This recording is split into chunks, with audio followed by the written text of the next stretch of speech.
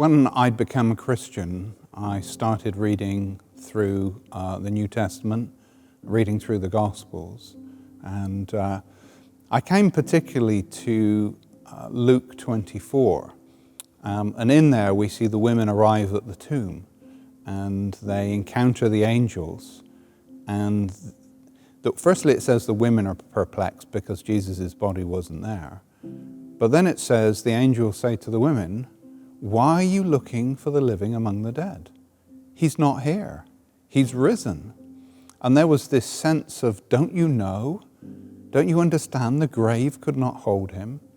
And it really sunk into me in those moments, particularly in reading that passage in Luke, that it wasn't a massive thing for Jesus. He took his life back. He is God.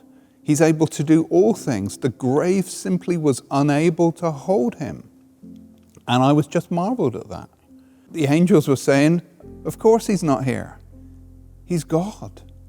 And I've loved that passage ever since. And that's had a really significant impact on my life and ministry. How the resurrection of Christ has impacted and changed my life is it's changed everything. Because in the moment of grasping that, it removes fear, it removes anxiety, because, you know, if Jesus could overcome the grave, and he is my Lord, he can overcome anything in my life, anything. And what it's done is it's given me courage and real confidence. It's given me courage that as the grave didn't hold him, it won't hold me either. There's a limited amount that this world can do to me because I believe I'm an eternal person. And it's given me confidence because I believe that if Jesus can defeat the grave, then anything that I need in life and ministry, if I really need it and it's within his compass, he'll provide it. So it's really inspired me to be able to step forward in that real courage and confidence. If Jesus can defeat the grave, and if he will take me through the grave into his eternal kingdom, then anything that I'm doing as I follow his wills, I take his hand, he will provide for. And what that means is that I've kind of lost possessory title to the things that I have. I don't feel that they're mine. They're his. I am his. He's redeemed me to serve him, to bring the gospel mission to the world, the gospel of peace. I'm freed from the anxiety of the grave, and I am now able to go forward with great confidence, knowing that if I give everything away, because I'm in ministry for the Lord and with him, he'll provide all that I need. And I have seen that in my life again and again and again. The tighter I hold on, the less presence of the Lord I feel, but the more I let go, the greater is his power and his presence.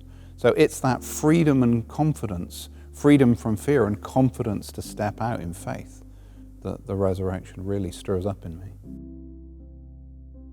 Well, I think one of the most profound things that we can reflect on is what Paul says in Galatians 2:20, where he says, "For I no longer live, but Christ lives in me." The power of the resurrection frees me from the grave, but it doesn't free me from the grave for myself. It frees me to be his servant of love and truth in the world.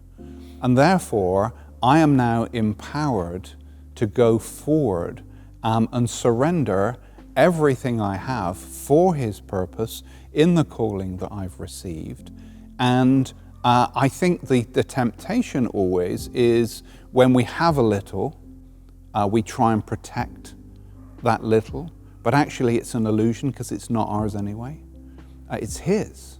And when we treat it as his and we use it for his purpose and his glory, we are never short.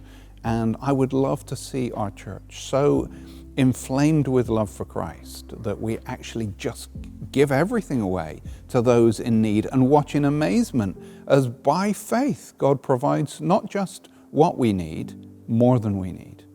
As he says in John 10, "I have come that you may have life and life in abundance." And I've done a Greek word study on that, and it means abundance. And my heart is to live that Christian full life, not one of fear, but one of freedom and courage.